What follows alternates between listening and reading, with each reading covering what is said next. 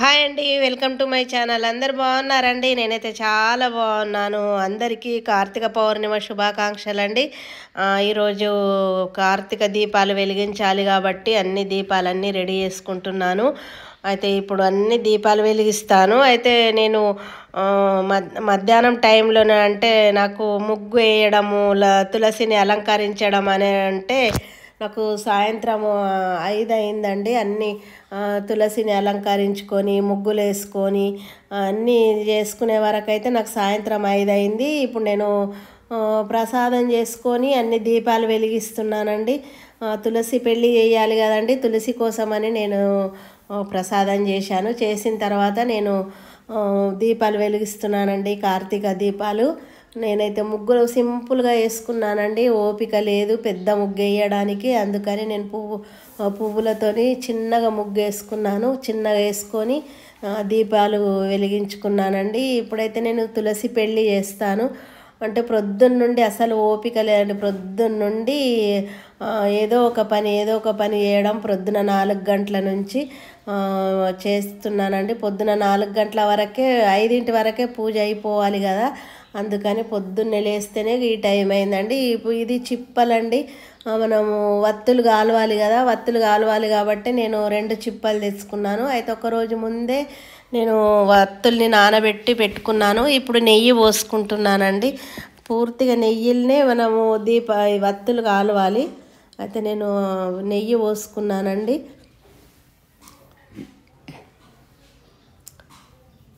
నెయ్యి నిండుగా నెయ్యి పోసుకోవాలని చెప్పి నిండుగా నెయ్యి పోసుకున్నాను. ఇప్పుడు కర్పూరము బిళ్ళలు వేసుకొని మనం అక్కడ కర్పూరంతోనే వెలిగించాలి కదండి వత్తులు. అందుకండి కర్పూర బిళ్ళలు 2 వేసుకొని ఇప్పుడు తులసి దగ్గర పీటలు పెట్టేసుకొని అన్ని పూజా సామాగ్రి తీసుకొచ్చి పెట్టుకుంటాను. ఇంట్లోకి వచ్చేసరికి ఇదిగోండి పిల్లి నా వెంట పడ్డదండి. ప్రొద్దున్న నుండి నా వెంటనే ఉంటుందండి. ఇంట్లో అయితే ఉండదు, ఎక్కడికో వెళ్ళిపోతుంది. మళ్ళీ ఆకలి అయితే వస్తుందండి. అయితే నేను మధ్యాహ్నం ముగ్గేస్తూ ఉన్నానండి. 3-4 గంటలకు అట్లా 3 పిల్లల్ని తీసుకొచ్చి ఇంట్లో పెట్టిందండి, చైర్లో తీసుకొచ్చి పెట్టింది. అయితే నేను సరేలే వెళ్ళగొడితే పోదు కదండి, 7 ఇండ్లు దింపుతుందంట. అందుకే తీసుకొని వచ్చింది. మళ్ళీ వెళ్ళిపోతుందండి, అది ఎప్పుడు వెళ్ళిపోతుందో తెలియదు. అయితే నేను ముగ్గులో దీపాలు అయితే వెలిగించి అలంకరించుకొని ఇప్పుడు పూజ చేసుకుంటానండి. అయితే రాధాకృష్ణుల విగ్రహం ఉంది కానీ అది కొంచెం పగిలిపోయిందండి. పగిలింది పెట్టకూడదు కదా, అందుకే వెంకటేశ్వర స్వామి ఫోటో పెట్టాను. ఇప్పుడు వెంకటేశ్వర స్వామి ఫోటో పెట్టి పూజ చేసుకుంటాను. అయితే ఉసిరికాయల దీపాలు వెలిగించాలి కదా, అంటే పొద్దున వెలిగించానండి 5 గంటలకే.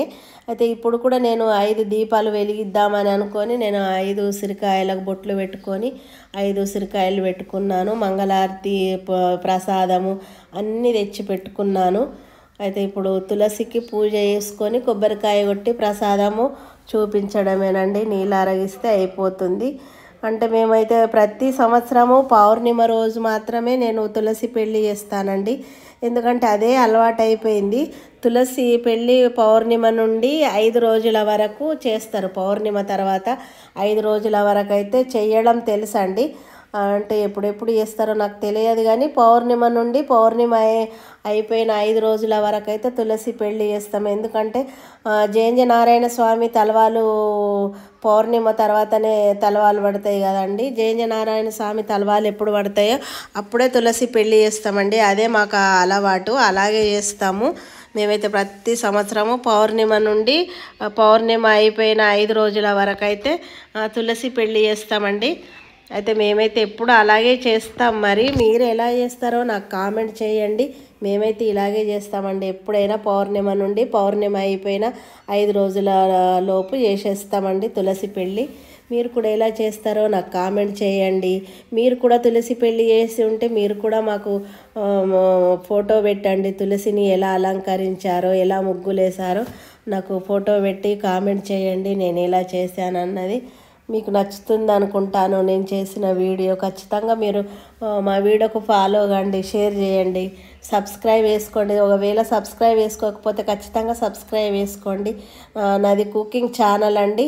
అప్పుడప్పుడు ఏవైనా నేను కుకింగ్ వీడియో పెట్టకపోతే అప్పుడప్పుడు కామెడీ వీడియోలు కూడా పెడుతుంటానండి. అది ఎక్కువ నేను పెట్టానండి కామెడీ, ఎక్కువ అయితే కుకింగ్ ఛానల్ నాది. నేనైతే ఇలా అలంకరించుకున్నానండి తులసిని. ఎప్పుడైనా పందిరి వేస్తామండి.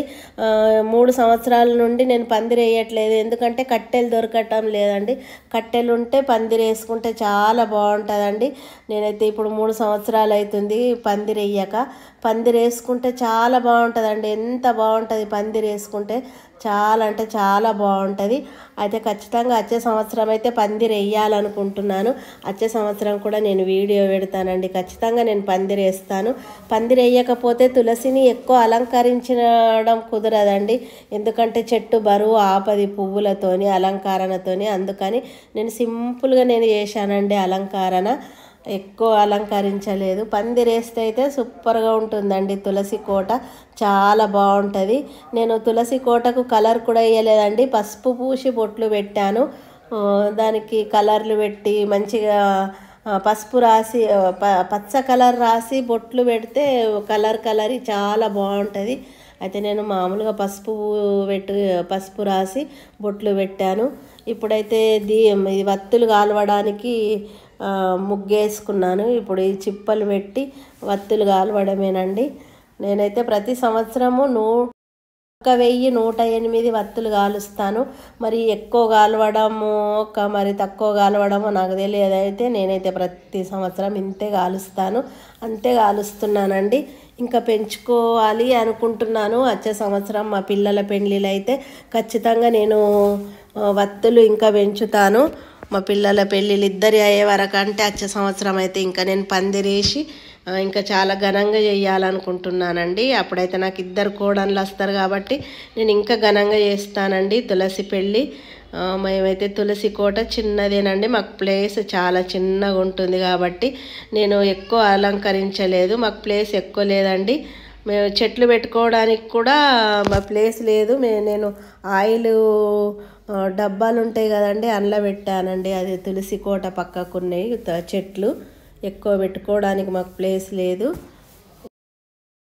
తులసి మాతకు హారతి ఇచ్చి తీర్థ ప్రసాదం తీసుకోవడమేనండి. అంత పెద్దగా ఏం చేయట్లేదండి. మేమైతే ఇలా చేసుకుంటున్నాము. మీరు ఎలా చేస్తారో నాకు కామెంట్ చేసేయండి, ఖచ్చితంగా కామెంట్ చేయండి.